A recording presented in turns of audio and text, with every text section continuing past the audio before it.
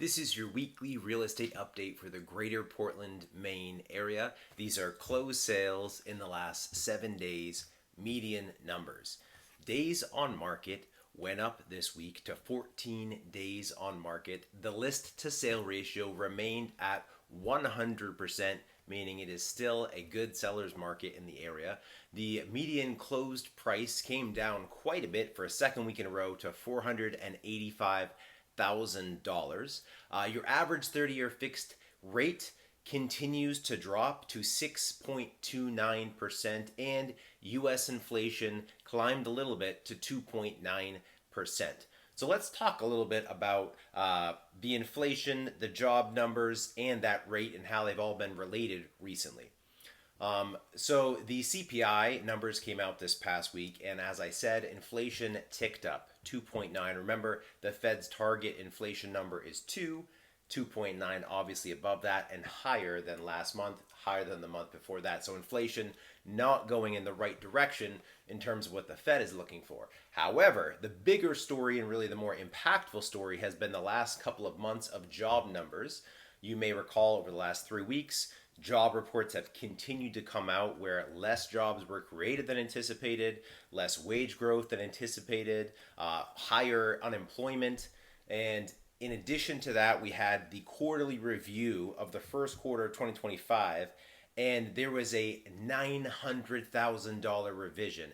Nearly half the jobs from the earlier reports didn't actually exist. In addition to that, in August, only 22,000 jobs were created, which was less than half what was expected. So this job market just has the bottom dropping out from it. The current numbers are lower than expected, and the previous numbers just continue to get revised down. So the Fed has these two pieces of information that they hope go in the right direction. They would hope that unemployment goes down and job demand goes up and job creation goes down. That allows them to say, hey, we could stimulate the economy by lowering rates. Unfortunately, they have inflation going up, but also jobs going down, right?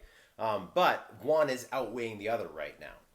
So as we've been talking about for weeks now, this coming week it is expected that the Fed is going to cut the rate for the first time in nearly a year.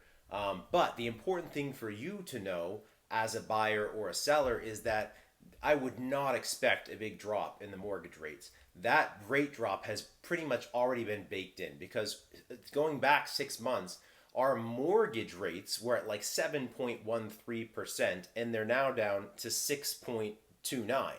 But nothing has happened with the Fed rate. So that says that mortgage lenders have already dropped their rates to anticipate the Fed drop, which means if you're waiting for this big drop when we finally have this next round of Fed drops, I think you'll be disappointed. So if there's something you need to do this week, I would go ahead and do it. If you need to refinance, you need to make a purchase, you're waiting to list until buyers come back, just do it, because I don't expect a huge change after this week's meeting. It's exactly the same thing that happened last year. Everyone waited until that week, but already the mortgage lenders had baked in that anticipated rate drop. So don't make that mistake if that happens to be you.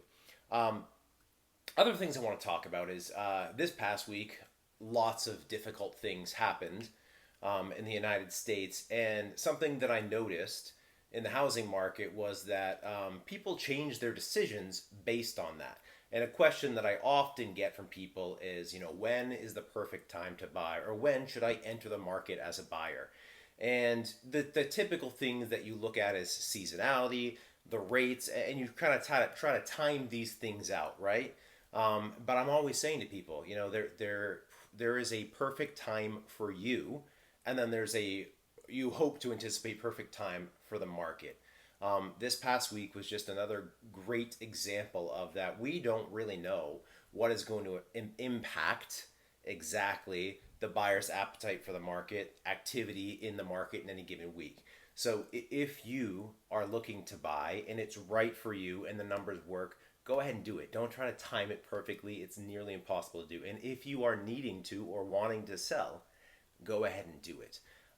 There are certainly cycles in the market that you can watch, and maybe you can work to your advantage. But I've just watched so many more people try to time something perfectly and miss it than I've ever watched somebody try to time something perfectly and hit it.